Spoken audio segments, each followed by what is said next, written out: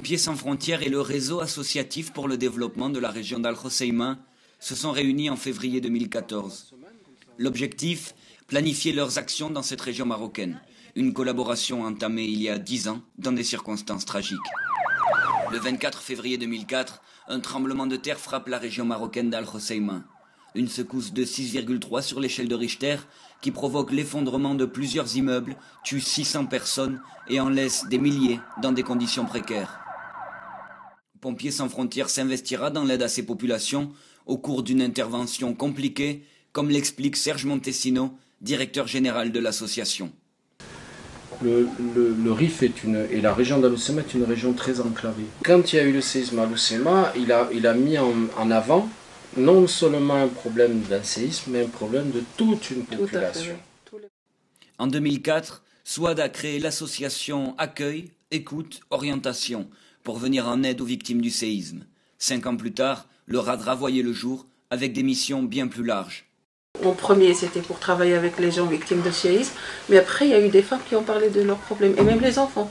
Quand on a travaillé dans les écoles, on parle avec l'enfant, il commence à parler de la violence de son père envers sa mère. Et il y a des femmes qui ont commencé à parler de toute la violence vécue pendant toutes des années avant. Ces associations avaient naturellement compris que vulnérabilité sociale et risque, c'était très lié. C'est-à-dire qu'on est plus vulnérable à une catastrophe, on a plus d'impact lorsque cette population est déjà dans un niveau très bas de vulnérabilité. Après les catastrophes naturelles se créent des fenêtres d'opportunité.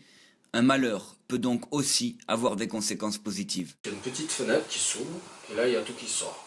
Donc création d'associations, tu vois, etc. Et alors la réaction de la société civile a été de s'organiser et la réaction de l'État, du Royaume, ça a été de développer cette région oubliée, surtout par les infrastructures, des routes, des constructions, mais pas sur le système ni éducatif, ni sanitaire. Oui. Et donc c'est eux les coussins, oui. les amortisseurs en quelque sorte, d'une possible explosion sociale qui peut avoir lieu. En 10 ans de collaboration et d'apprentissage, Serge, Souad et Fatima ont trouvé la clé d'un partenariat réussi. C'est facile de créer un plan ici, de dire bon on peut faire ça, ça, ça.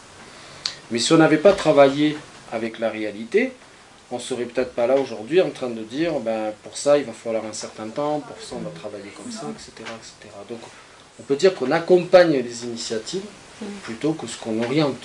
Tout ce qu'on a créé avec le Maroc, ça sort de leurs idées à eux, de leur initiative. Et donc on a dit on va travailler avec la société civile. Et lorsqu'ils ont un gros feu sur les 6000 hectares qu'ils ont eu en 2010 sur le parc, là, tu vois, un exemple concret, c'est d'un coup, toutes les associations, il faut faire quelque chose, il faut faire quelque chose. Donc, tu vois, cette ébullition qui monte, c'est intéressant.